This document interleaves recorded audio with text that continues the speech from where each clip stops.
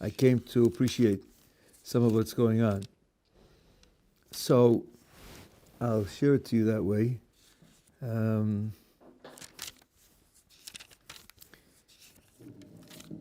you look in the Siddur, this is the Art Scroll Siddur, page 26 or 27. This is the Ashkenaz Art Scroll Siddur. This is a blessing we say every morning.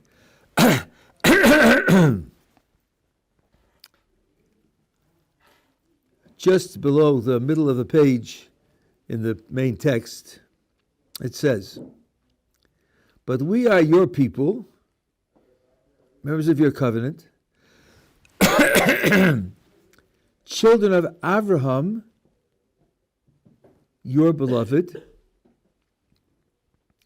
to whom you took an oath on Mount Moriah, the offspring of Isaac, his only son, who was bound atop the altar, community of Jacob, your firstborn son, who, because of the love with which you adored him, and the joy with which you delighted in him, you named Israel and Yeshua." Okay, I'm interested in just 3 tiny details from this short paragraph. 3 patriarchs are mentioned, Abraham, Isaac, and Jacob. Who are they related to? Let's take a look. It's Abraham, your beloved. Who's you? Who's the you? Well, the typesetting gives it away because the your is capitalized. Why? So it's Abraham, you, God's beloved. He's related to you as beloved. Next slide, Isaac, his only son. Who's he? Abraham is his father, right? So I guess Isaac's being related to Abraham. Okay. Then the next slide, Jacob, your firstborn son.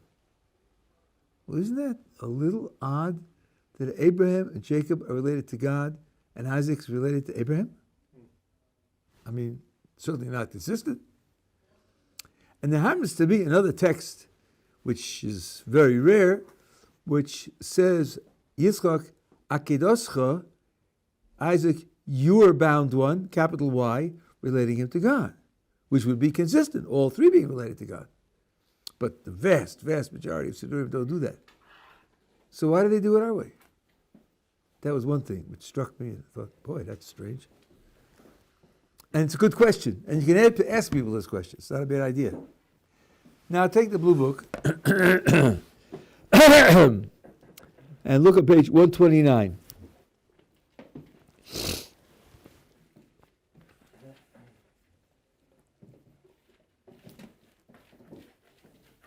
In last week's Parsha, Isaac is blessed by God twice. And these 2 blessings have a shared, unique feature, which, so far as I know, is unique to these blessings. It's not imitated anywhere else. Verse 2, that's chapter 26, verse 2. "Do not descend to Egypt. Dwell in the land I shall indicate to you. Sojourn in this land, and I will be with you and bless you. For to you and your offspring will I give all these lands, and establish the oath that I swore to Abraham your father. I will increase your offspring like the stars of the heavens. I will give to your offspring all these lands, and all the nations of the earth shall bless themselves by you and your offspring. Because," why am I promising all this to you, Isaac? "Because Abraham obeyed my voice, served my safeguards, my commandments, my decrees, and my Torahs." You know, up to the last verse, you might think Isaac is sort of pleased and, grateful and feeling some importance and some self-worth and so forth and so on. But then the pin punctures the balloon. Listen, Isaac, don't climb out of your chair. This is all because of Abraham. It's all because of Abraham. Blessing here is because of Abraham. Nope. Now, take a look on page 133.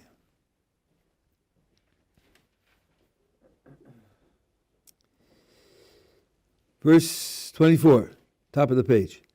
Shem appeared to him, that is to Isaac, that night and said, I am the God of your father Abraham. Fear not, for I am with you. I will bless you and increase your offspring. Because, why am I giving you this blessing? Because of Abraham, my servant.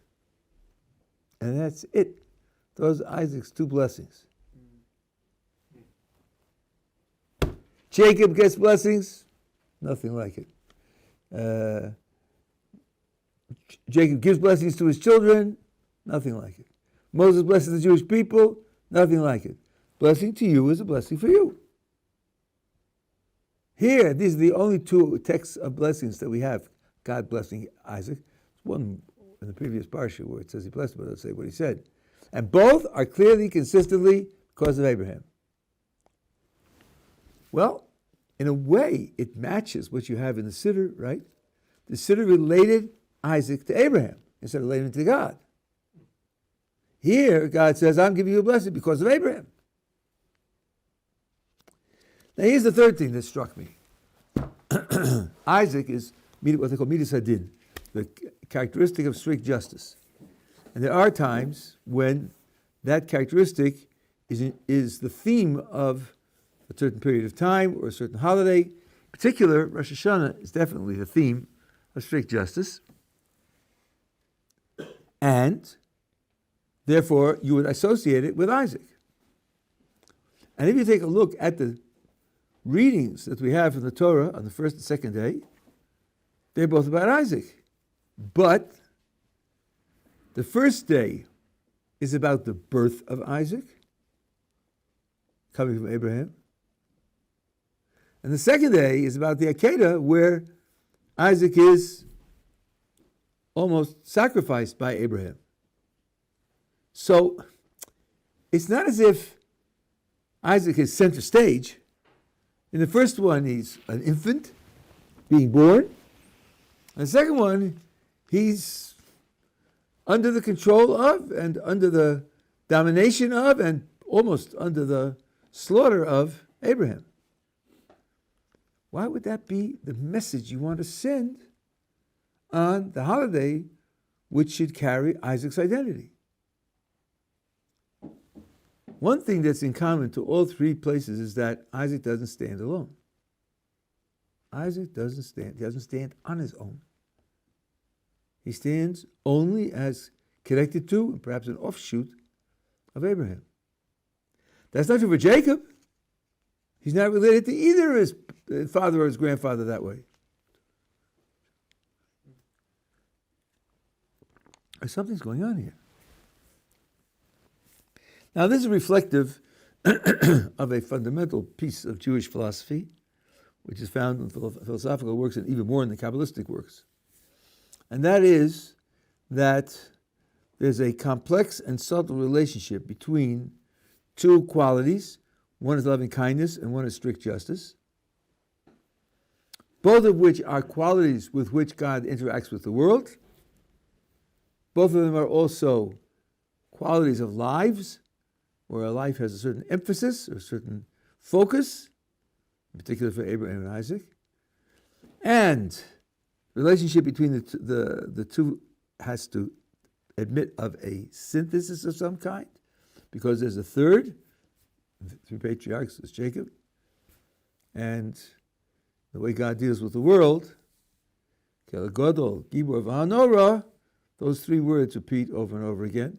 Gottleib is loving kindness, Gibor is strict justice, and Nora is something called awe or awesomeness, which has its own definition, which I will try to describe to you.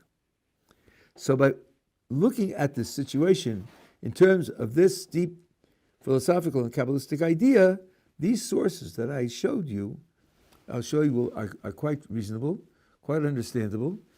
And the meta lesson that I would like you to absorb from this is pay attention to details. They're not arbitrary.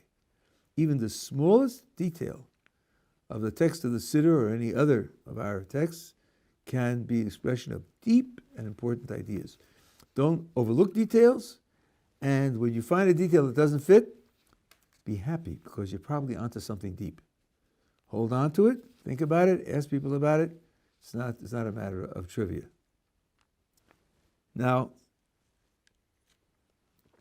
on the surface, the two characteristics, the loving kindness on the one hand and strict justice on the other, are contradictory. When I say on the surface, I don't mean to deny it later and say it's only an appearance. They are contradictory. But even though they're contradictory, they tolerate a certain partnership in a certain subtle way of working together, even deriving one from the other. First of all, let's understand why they're contradictory. Let's imagine an interaction between you and Philip. Now, in one interaction, Philip is a worker who you've hired, and you signed a contract, and every week you pay him his salary, assuming that he works. So he comes into your office on Friday afternoon with a supervisor's report of how much he worked, and you pay him according to the contract. That interaction is an interaction of justice. You committed yourself, and he's fulfilled his part of the bargain, and now you're fulfilled. If you didn't, you'd be cheating him. You owe him that money, and you'd be behaving in an unjust manner if you didn't give it to him. On the other hand, imagine an interaction with Philip. You've discovered that his anniversary is next week, and you go to say, Philip, happy anniversary, here's something for you and your wife, and you give him something. That is an interaction of loving kindness. It's an interaction of loving kindness because he hasn't earned it. You don't owe it to him. He has no claim on it. It's a free gift. That's what loving kindness does. So if I define justice as getting what you've earned, what you have a right to, what you deserve, and if I define loving kindness as getting something which you didn't earn, you don't have a right to, you don't deserve, then the interactions are contradictory. You cannot possibly fulfill both of these criteria at the same time. Then it becomes a puzzle. How can the Jewish tradition say that the attribute of strict justice is a derivation from loving kindness? Can you derive from a premise its opposite? Usually if you do that, it proves the premise is false. If A implies not A, then A is false. It means assuming A leads to a contradiction. Still, Jewish tradition says that this attribute of strict justice is born out of loving kindness. So that's a challenging idea. Indeed, our tradition tells us that the whole purpose of creation is loving kindness, full stop. So if there are any other principles with which God interacts with the world, they have to be an aspect of applying loving kindness. The way that works is this. There's a mitzvah of charity. Maimonides has 8 levels of charity, from least valuable to most valuable. The next to last, the 7th out of 8, is where the donor and the recipient don't know each other. It's doubly anonymous. And the reason why that's very, very good, almost the best, is because giving and receiving charity creates embarrassment. It undermines the self-confidence and the self-esteem of the recipient. The recipient is being treated as a failure. He's not providing for himself. It is to incompetent dependents that we give charity, like our children, who can't do anything for themselves. I won't set the age up until which that continues, especially in our society. Maybe it's 35. Well, a little, okay. So it creates embarrassment, and therefore it's a kindness for the recipient not to know the donor, and the donor not to know the recipient. In that way, it avoids that embarrassment. That's the next to best. Better than that is giving someone a job. Now, almost always, when you give someone a job, the person receiving the job knows who's giving it to them. So you're sacrificing anonymity. And still it's better. Why is it better? Because it solves the same problem in a much more fundamental way. The reason why charity embarrasses is because the recipient is getting what he gets for nothing. It's a symptom of failure and incompetence. When you give someone a job, he's earning it. On the contrary, you're reinforcing his competence, his ability, his creativity, his usefulness, his value. It's good for his self-confidence. It's a very beautiful thing because you don't have to give him the job. You're not required to give him the job. But when you give him the job, you're giving him an opportunity to earn the money he gets at the end of the week. So that's the highest form of charity. Now let's analyze that.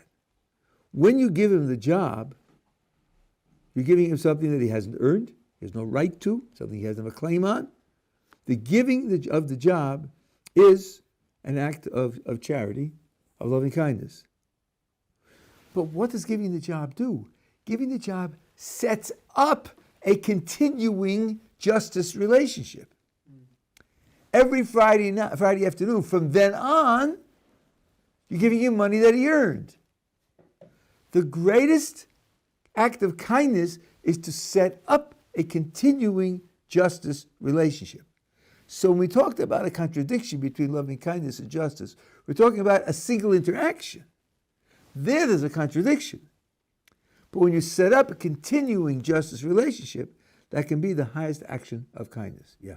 And could you have charity in which the person giving is unknown and the person receiving doesn't even know that they're receiving something? In that case, wouldn't there be a sense of separation between what they're receiving and... Okay, you're asking, what about the case where you're giving charity but doesn't even know that he's giving charity? The only a case where I can imagine, I can imagine two cases. I don't think they're going to change the point that I'm making. One is to hire somebody for busy work. He thinks he's doing something important, but you're doing it just to be able to give him money. But the reason why it works is because he thinks he's doing something productive.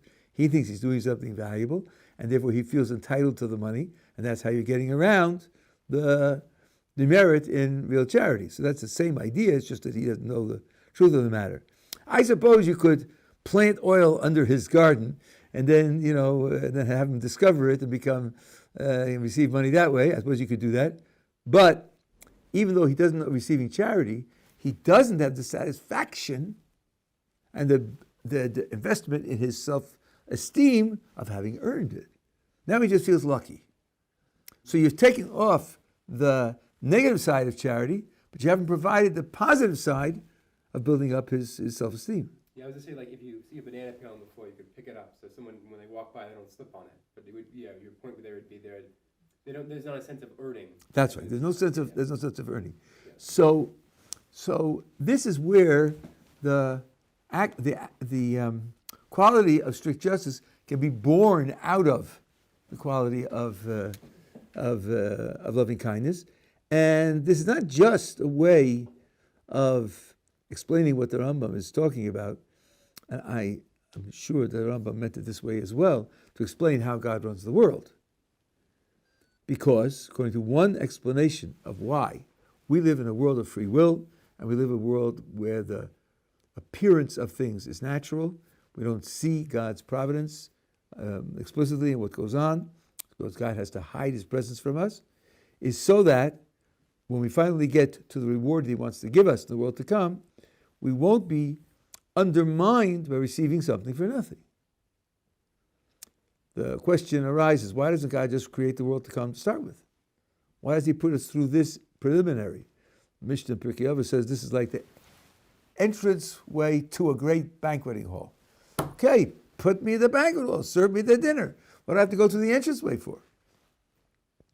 So one explanation, which is codified in Yerushalmi, is the idea of Nahamid Ksufa, bread of shame.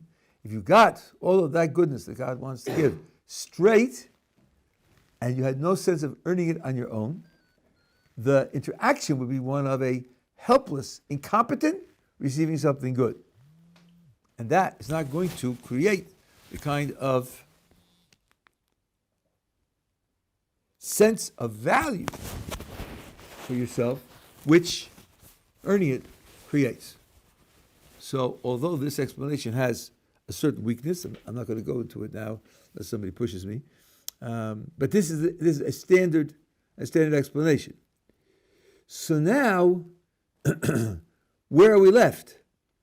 We're left with the idea that the existence of this ongoing relationship of justice is only because it implements loving kindness. That's why it exists. So now, in the Siddur, where we started, there it's talking about who are we? Who are the Jewish people? In what way do we relate to God differently from all other peoples? And it speaks of Abraham and his relationship to God, which is the attribute of loving kindness. And then comes justice. Well, how does justice reach us? How does justice apply to us? Only because justice is an offshoot of loving kindness. So when it mentions Isaac, it's not Isaac's relationship to God. He hasn't got any independent relationship to God. The blessings he gets are blessings that he gets because of Abraham. He can't stand on his own, Isaac. So we say, Isaac, his only one. You talk about Isaac as being related to Abraham, not related to God. Jacob relates to God because, as we will see, Jacob has his own possession of loving kindness. His possession of loving kindness makes it possible for him to have an independent relationship to God. But Isaac cannot. Now, when it comes to Rosh Hashanah is the day of strict judgments, the Yom Hadin. And even though we talk about Yom Kippur as being Yom Hadin, it's utterly different because Yom Kippur, the theme is atonement, cleansing. You're cleansed from what judgment says you failed. And the Gemara points out that the word Satan is 300 and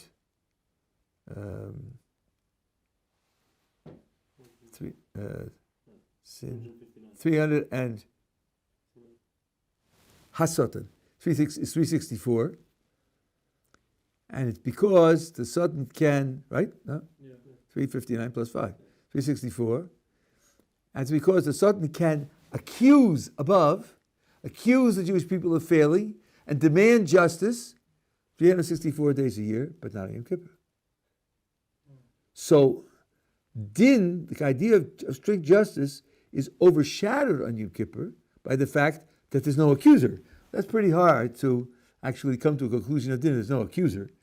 The idea of Yom Kippur is, in Rosh Hashanah, the accusations were expressed, and the evidence was presented, and now something has to be done about it. And if people do tshuva, so then what's done about the outstanding obligations of din is to wipe them away. But Rosh Hashanah is not like that. Rosh Hashanah is the day when the trial is on and the prosecutor presents his case. And still we ask for mercy.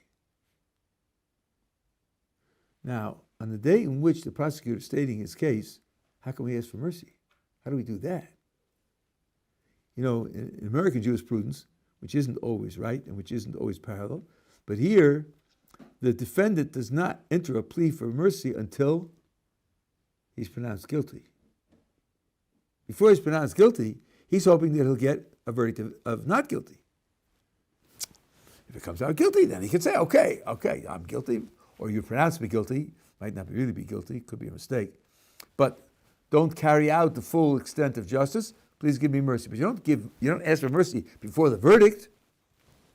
How is it that on Rosh Hashanah we can ask for mercy, which the prayers do in great measure? And the answer is because strict judgment doesn't stand on its own. Doesn't stand on its own.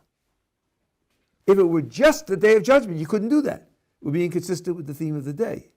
But judgment is an offshoot, an application of loving kindness. Loving kindness is present also, always. There's no time when loving kindness isn't present, because that's the only theme of creation. So it's like having interaction with the vice president and saying, Mr. Vice President, I'm sorry. If this is your view and this is your plan, I don't accept it, and I'm going to appeal to the president. It's always relevant to appeal to the president. because he stands above the vice president. So therefore, what do we read about Isaac? We read about Isaac being born from Abraham on the first day. So he comes into the world only as a product of Abraham. And the second day, even more dramatically, we read about Abraham taking control of Isaac and almost sacrificing him. So it shows that the application of strict justice is strictly under the control of and by the leave of loving kindness. That gives the day the correct Isaac theme that it has in terms of its application to us. Yeah. You were talking before about Yaakov and Isaac possessing loving kindness differently. Like, that seems kind of abstract. Like, what does that mean? I didn't get to Yaakov yet. Okay, but So- what does it mean possessing loving kindness differently? What does it mean? I first have to explain how Yaakov has it. And when I say, you'll see how it's different. Okay. So now, let's go back to where we started from. But in a single interaction, loving kindness and strict justice will dictate different outcomes. And there can be cases where there's tension between the two outcomes, and only one can apply, so one has to take precedence over the other. This is a model for, I think, a concept which needs a model, and that is that God is described as strong, or his right hand is described as strong. What would strength mean as applied to God? Strength means the ability to overcome resistance. For strength to be significant, it would have to be some kind of significant resistance that has to be overcome. So listen, it's tough, the resistance is tough, but he can overcome it. What kind of resistance to the Creator could be considered significant resistance that I would have to say, but don't worry, he's strong, he can overcome it? What, a galaxy? 16 galaxies? What are we talking about? He's the Creator. He gives them existence by his will. The only way in which you could imagine resistance for which it would be significant to say that God possesses strength is if it's internal resistance. If, so to speak, God has certain commitments, and the commitments conflict with one another, and then one has to overcome the other. Since they're both divine principles, they're both divine elements, they're on a par. And if one resists the other, that's resistance. That's not a joke. And then if you say that one has the power to overcome the other, that's significant strength. So here, in different contexts, the outcome isn't always the same. Loving kindness wants to give. Strict justice withholds. Did he earn it or did he not earn it? Does he deserve it or doesn't he deserve it? If not, don't give it to him. So sometimes loving kindness overwhelms justice. For example, as Ramchal says in part 2, chapter 8 of the Way of God, he says, suppose strict justice demands the destruction of the whole world, because the whole world has come to a point where its existence not justified. At that point, loving kindness says, no, you're vice president. I'm president. I tell you no. You only exist by my leave, and I don't give you that much. Secondly, when justice does apply, it applies often in a kindly way, in a generous way, in a supportive way, in a way that builds up rather than just tearing down. We are told, when you punish a child, punish the action, don't punish the child. Don't punish the person. How do you do that? It's a lovely idea, sounds very intuitive, but how do you do it? So here's an example. You have a child who's beating up his sibling, and after warning and he continues, you say, listen, you cannot be here. The way you're behaving, you cannot be here, you have to go to your room. You're going to be in your room for an hour. Okay. So you take him up to his room. You say, by the way, while you're in your room, you might enjoy this book. What's the message? The message is you can't be downstairs with the family. You can't. The way you're behaving is wrong. It's victimizing your brother, and it's disobeying the rules that we have for the house. So you're going to be upstairs, not giving up on that. You can't be downstairs. But I don't want you to be suffering upstairs. I'll give you something to do, though. What are you saying to him? I believe in you. I care about you. I want you to be happy, but I want you to know that certain types of behavior are unacceptable. I'm punishing the behavior. I'm not punishing the person.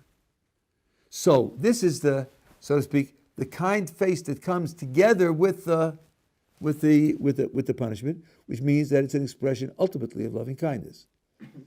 Sometimes the opposite has to be done. Sometimes the loving kindness will spoil the child. Chosech shivto sonei bno. He who holds back the rod of chastisement hates his child. You all must have experienced children who didn't get the appropriate, what we call it spoiled children. Can't take reverses and can't lose. If they lose, they lose their temper, and they can't abide it, and they cheat in order to win. These children are crippled. So sometimes loving kindness has to hold back strict justice, and sometimes justice has to hold back loving kindness. And there's this tension between them. Now, Jacob is an amalgam of the two characteristics. Amalgam in the appropriate measure. And the question is how that amalgam works. I struggled with that question for years. I thought of all sorts of philosophical, mathematical, scientific analogies of how two things work together and how they could be interacting with one another and how the outcome would work. None of them fit. I became quite frustrated about it. I spoke to my oldest son. He said, Abba, the reason why your analogies don't fit is because you're using secular analogies for a Jewish idea. If you're trying to understand a Jewish idea, find a Jewish model. I thought, oh, that's an interesting thought, cross-cultural and so on and so on. But I didn't have any Jewish models. And explained to me a classic model from the Kabbalah, which is the model of Or and Kli, a light and a vessel. At its most brutal and crude, you have an opaque vessel. You have a spark inside the vessel, which is burning. When you close the vessel, since it's opaque, no light escapes. That could happen, but it's not the normal relationship. Second model is where you have a translucent vessel. There's light inside. Some of the light penetrates the walls. There is some illumination outside. Of course, the light inside might be white light. And if the walls are orange, the illumination will be orange. So it isn't the same as the light inside, but it's a product of the light inside interacting with the walls of the vessel. That's a way in which the light and the vessel interact to produce a product. Here's a more dynamic model. Imagine a person who needs to do something but needs to remain anonymous. So he disguises himself. If it will be discovered that he's doing it, then the effect he wants will be ruined. So he gets a disguise artist who makes him look quite unlike his normal appearance, and he carries it out. Now, what he wants to do is he wants to achieve a certain effect, but he wants the effect to be untraceable to him as the agent. So, what happens depends upon the person, but how it appears depends upon the disguise. That's a different model of how two characteristics can work together. One simple application of this is discipline. Sometimes, if you have to correct a child, you can explain it to him calmly and say, listen, this is not the sort of thing that we do, and I'm telling you not to do it, and if you do it, there will be consequences, and I'm hoping that you will listen to me, and otherwise we'll have to take consequences. Let's say spilling the drink that he doesn't like on the floor, on the carpet. There'll be consequences, right? You can tell it to him kindly, stress the fact that I want you to have a good life, I want you to be happy, and these things you'll see as years go on, that these things are good for you, and either he trusts you or he doesn't, then you apply it or not. When you're out with your 5-year-old and you tell him, don't cross the street by yourself, and you're distracted, he starts to cross the street, that's not what you do. You run out into the street, you grab him, lift him off his feet, pull him back to the side of it, and yell at him. Because if he makes a mistake like this, he might be dead. Now's no time for stroking his cheek and telling him how much you love him and telling him it can't be done like this. Now's the time to frighten him. So you, hopefully, if you have your feelings under control, you don't get angry, but you act angry. So your disguise is anger. What you're feeling inside is fear and concern for your child and love for your child. But if he feels your love and concern, he won't take the admonition seriously. And next time he'll go back out into the street. So you have to put on that show. This is where loving kindness is it's the light, which is within, and strict justice is the appearance on the outside, in order to have the effect that loving kindness wants it to have in the long run. There's a term for that in contemporary psychological practice. It's called tough love. The toughness has to be clear to the recipient, otherwise it won't work. There's love behind it, but the love can't dispel the toughness. Because if it dispels the toughness, it won't have the effect that it's supposed to have. This is a model for how Jacob combines loving kindness and strict justice. When I say it this way, now you see very well that he has his own possession of loving kindness. His loving kindness as the inner principle and the inner motivation for what happens. But the appearance has to be modified in order for it to have the appropriate effect. So now I'm asking, who can express a relationship to God directly in this world, since everything God does is loving kindness? Abraham is loving kindness, pure and simple. Jacob has his inner essence driving the mechanism as loving kindness, and the outer appearances of justice. So he can also relate to God directly. Only Isaac can't. Because Isaac is the principle of strict justice. That principle is an offshoot. It's inherently an offshoot. It's inherently secondary. And that's what's expressed in the three places that I mentioned to you. Yeah. What do you mean by it's an offshoot or that it's secondary?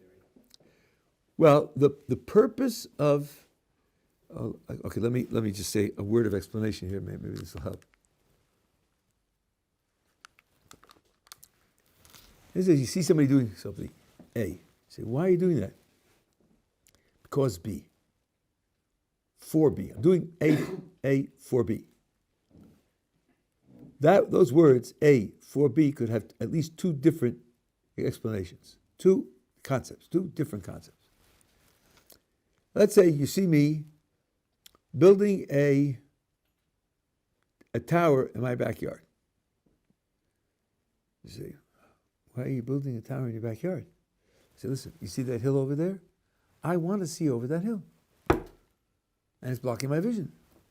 So I'm building the tower so that I can see over the hill. There it means I'm building the tower as a means to the end of seeing over the hill. Let's suppose I finish the tower in the middle of the night. The tower is finished, but I won't see it till tomorrow because it's dark. Now contrast that where you see me building a tower in George's backyard. You say, hey Gottleib, why are you building a tower in George's backyard? Why are you doing that? I have to tell you something. Last month, George saved my life. He did something for me that was spectacularly useful, helpful to me. He got me out of a terrible fix. I owe George. So I did a little research and I found out what George wants. He wants a tower in his backyard. Why does he want a tower in his backyard? See the hill? He wants to see over the hill. He wants a tower in his backyard. So George happens to be in the Bahamas for the next month. So I am anonymously building a tower in his backyard to repay his favor. Okay. I'm building the tower in order to repay his favor. But what now is the relationship between building the tower and repaying the favor? Here it's not means to an end. Here it's identical. The building of the tower is repaying the favor. When I finish building the tower, I have finished repaying the favor. He now has a tower. So here, when you say I do A for B, it's not that A is a means to B, or B is something else. A is a cause and B is the effect. No. It's two different descriptions of the same thing. But one description doesn't reveal my motivation, and the other description does reveal my motivation. So the relationship is a very different relationship. You see me waving my hand like this. You say, why are you waving the hand like this? I say, because I'm signaling the spy to go ahead with the plan. Now, the waving of the hand is signaling the spy. Instead of waving the hand to catch flies, then I'll throw the flies at him. No, the waving of the hand is signaling the spy. It's not a means to signaling the spy. But when you see me waving my hand, you can't imagine why I'm doing it. When I tell you I'm signaling the spy, now you know why I'm doing it. You know the purpose in the action, not an external effect of the action. So now if we say that loving kindness is primary and strict justice is secondary, there are two different things we might mean.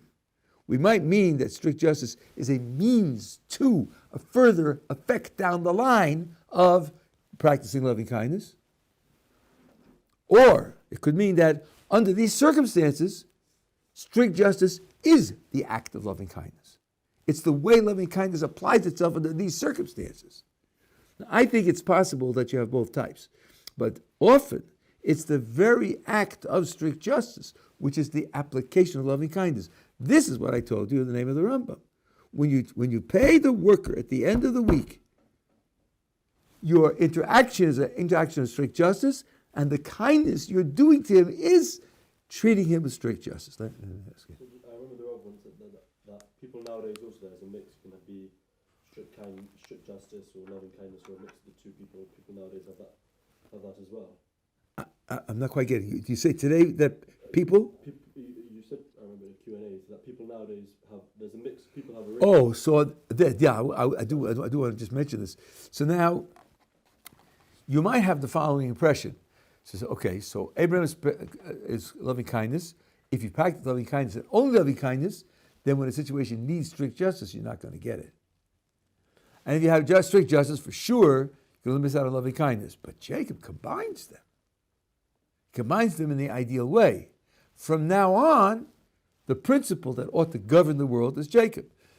This stands in contradiction to something which Sforim say typically, that today, when you talk about a person's shorish neshama, where in the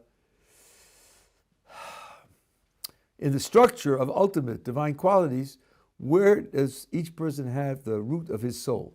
What particular quality is he connected to? Instead of saying that all Jews now have the root of their soul in Jacob, we say some have in Abraham, some have in Isaac, and some have in Jacob. So once Jacob's in the world, once Jacob's been created, why isn't Jacob the pattern for everybody? I think the answer is, something my Rebbe said on Shabbos confirmed this. I think the answer is that what the Creator wants is a continuing process of combining and creating the synthesis.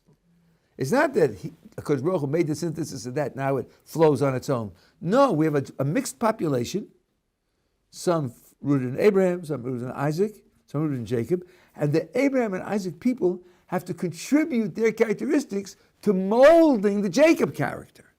The process of amalgamation has to continue. Now, I can't go any further than that. I can't explain why that's necessary, but I think that's the message. So that tells us what we're doing. Why couldn't it have been otherwise? I haven't gotten that far. Yeah. Yeah, I'm just wondering, when you talk about, doing A for B as like for itself, with the example of building the tower for George, when we say that you're building the tower for the means of satisfying George's desire to have a tower. Look, I don't want to play with English here, but there's a difference between a cause and an effect, where in the case of building a tower for myself, which I finished in the middle of the night, the building of the tower is a cause, and the effect is seeing over the hill, and they are definitely different from one another.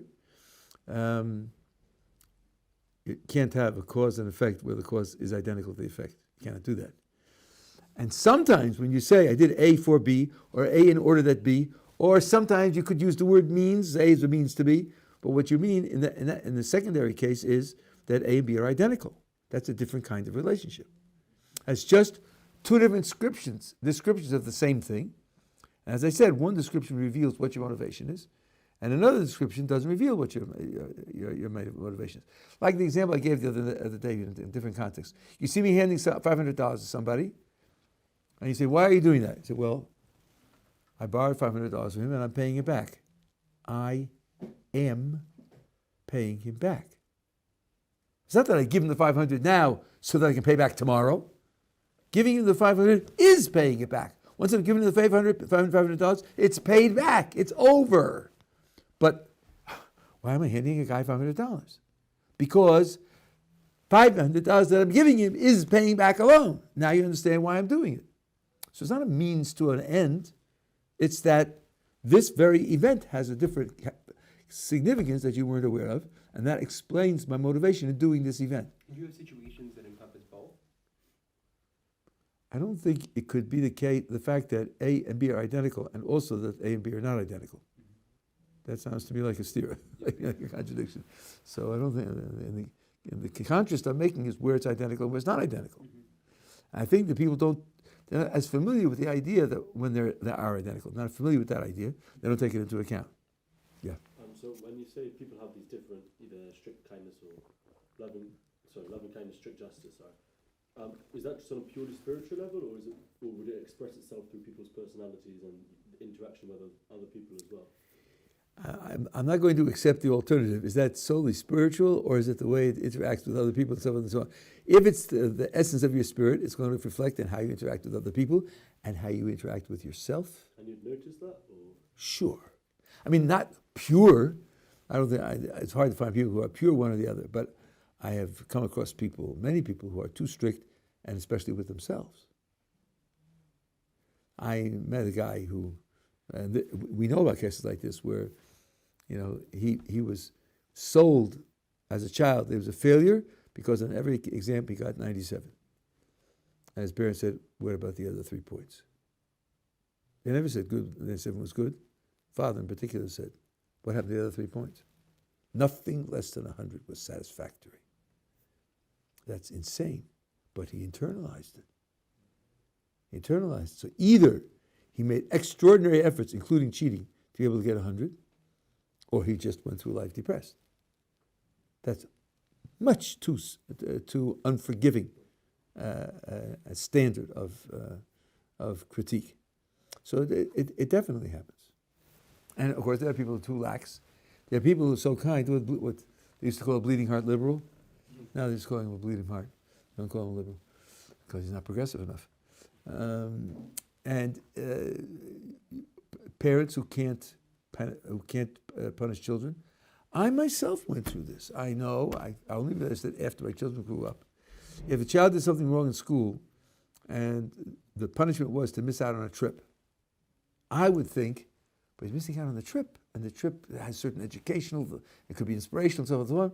So I would work it out. I would talk to the school and have him do something extra in place of it, and so on. He shouldn't miss the trip. I only realized later, maybe what he needs to learn is that he misses the trip. That's a very valuable lesson. Maybe if he missed a couple of trips, that would have an effect on, well, there are real stakes. I missed out. All the other kids enjoyed it and everything else. And that would have the effect that missing the trip is supposed to have. So I, wanting to preserve the immediate educational gain, I think I compromised the long-term gain in character that what taking the loss would have meant. And I think because I was overly invested in the loving kindness side of it, and I didn't have the appropriate balance of strict justice. So I think that as you go through life, you have these tools in your mind. You start analyzing things in this way, then you come to be able to appreciate the variables that are going on in front of you. which otherwise you might not. Okay. Good.